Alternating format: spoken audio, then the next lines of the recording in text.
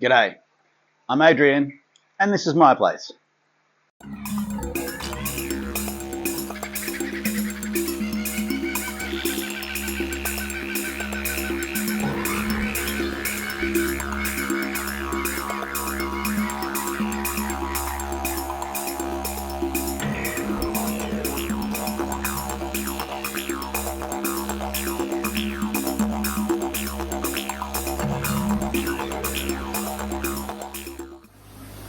G'day everyone. Well, I guess from the title of the video you're wondering what the quack am I thinking about by breeding mosquitoes. So I'm just about to do a feed. I'm going to rip around and actually catch up some of that live food now, and I'm going to actually explain to you why I do it, how I do it, and why breeding mosquitoes will actually make sure there's no mosquitoes around your place. Come and check this out. Okay, not only is this easy, it's free.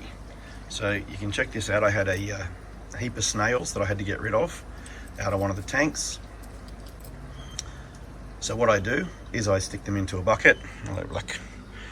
Hello Zig.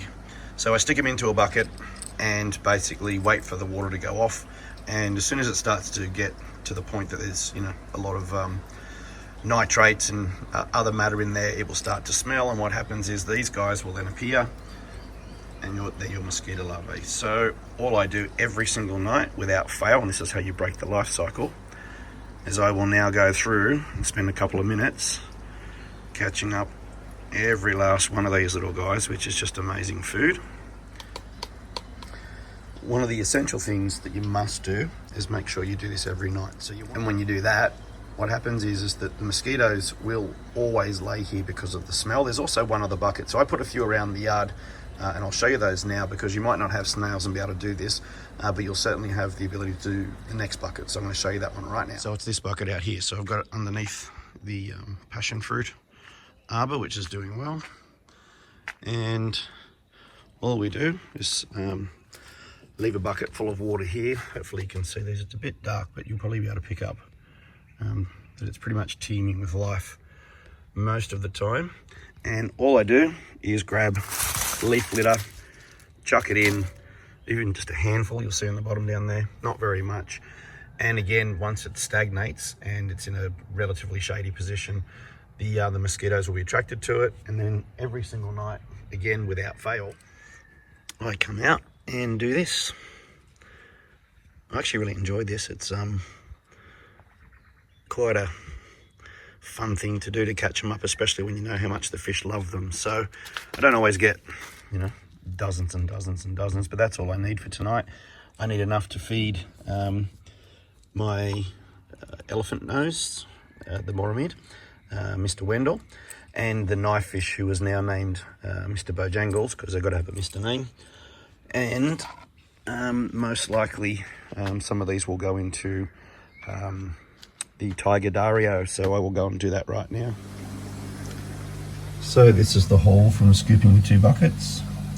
You'll see there's a heap in here, and that's perfect food. It's probably the best food you could use to condition any fish to breed. It's also free, completely free, and there's that many less mosquitoes going to be flying around my yard. So I'm going to break them up into 3 separate containers like this. Well, I will in just a second. Correct, Black? Once you move. Come on, hop down. Come on. Come on. Sheriff, it's none of your business, really. Come on, in you go, mister. You two behave yourself. I'm feeding the fish. So now I've broken them up into 3 separate servings. That's a great meal for one fish there, as you can see. I also feed some freeze-dried blackworms to go with these, to try to get them to take pretty much, I guess it's processed food, so I'm not having to do this all the time, but I find that this is an easy amount for me to get every day.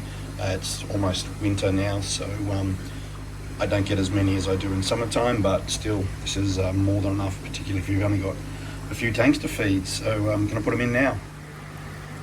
So the main guy that really needs it is, although I have noticed him eating the freeze-dried blackworms, which is good, is this dude, Mr. Bojangles, he's now called. So he is having fun in there. I still haven't done his tank, as you can see, but all I'll do is spread that out now as live food for him to hunt over the next few hours, and be given He's a more of a nocturnal fish. He will he'll spend the night just chasing those guys around.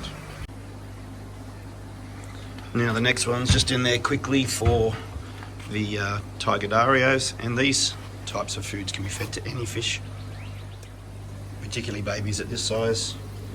All of the swords, gold dust platties in there. And the last lot is going out here with my paradise fish that I got from Matt from Duffy Aquatics. I am super excited to have them. I can't wait to breed them. That's what I'm trying to do, so I'm going to feed them up on this. They're not scared at all, so it's really cool fish. And I'm sure they'll go nuts when they realise what's in there. So yeah, it's winter time and I've got these guys outside and they're doing fine, so something I was very pleased to learn the other day from Matt's place. What do you reckon, Zeke? Alright, that's the mozzies done, huh? What do you want? Yeah, let me guess. Alright, well, one last tip is to make sure if this exercise, this process to work, I think you need to make sure there's no other areas for the mosquitoes to breed. Now, these guys don't have fish in them, so they would be mosquito attracting ponds. Cover them with the frog bit and I don't get any mosquito larvae in there. I'm about to fill these guys up over the next couple of days and rescape all of this here. So for me, it's a really simple, really easy, really awesome food. So